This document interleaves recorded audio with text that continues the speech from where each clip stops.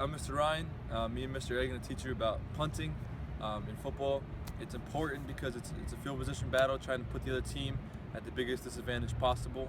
So we're trying to punt it as far as we can down the field and in bounds so that the other team is as far away from their end zone as possible. So Mr. A is going to go over some cues and we're going to get right into it.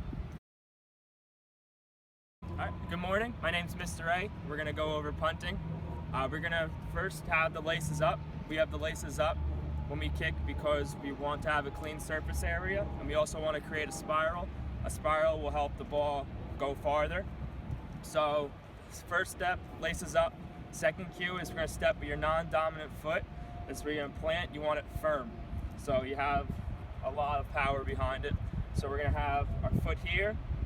Then we're going to have the ball face down, still laces up, and then we're going to swing our foot back, and then we're going to make contact. And when we make contact, we want to use our laces right here or the outside and the outside part of the foot, so we can create the spiral that we need for the ball to go far.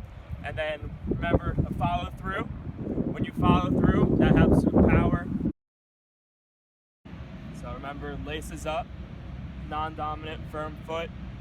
And we're going to swing back, we're going to meet, and follow through. Remember, laces up, firm foot, kick, follow through. Now we're going to do it full speed.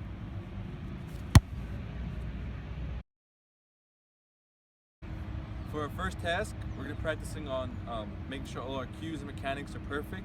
So what we're going to do is we're going to make sure we drop it the right way, we meet it with the right part of our foot, and we have our firm non-kicking foot.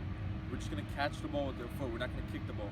So we're going to have half the class line up on the 40, half the class line up on the 50, facing opposite directions so no one gets hit. And we're just going to catch the ball just like this. So we're going to have that firm foot, like Mr. A said. You're going to drop it and you're going to catch. Do it one more time. We're going to have that firm foot, put it out, we're going to drop it and catch. That's the first one. After catching the ball with your foot 5 times, you're going to label yourselves A and B. A's will get a football. The B's will line up on the 25-yard line, also the MSU sign. So the A's are going to kick the ball to the B. B will catch the ball, and then they will kick it back, and we will do that 5 times. We're focusing on accuracy and mechanics. We're not really worried about power right now. So Mr. Ryan and I are going to demonstrate this for you real quick.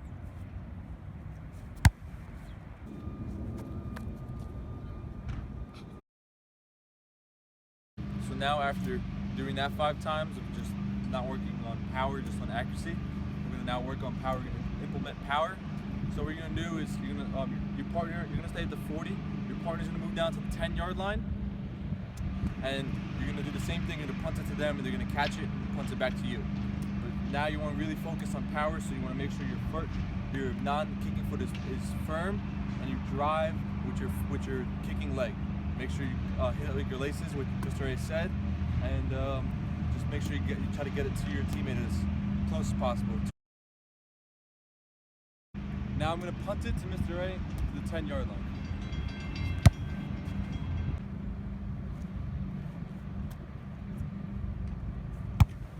We're going to do that 5 times, just like the other activities, the other progressions, before we move into our final activity.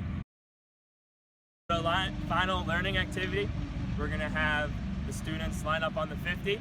Half the students are going to face that way. The other half is going to face that way. You're going to label yourselves A, B, and C.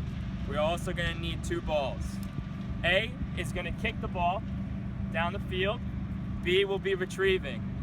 C will be assessing, letting the kicker know where the ball landed. We don't want to know where the ball rolled to. We want the ball as soon as it lands.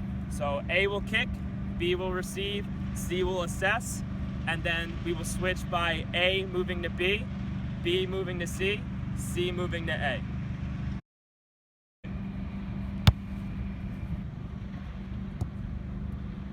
So remember, it's where it bounces, not where it rolls. The ball is going to bounce because of the shape of the ball and the air inside the ball, but we want to assess where the ball is bouncing, not where it rolls.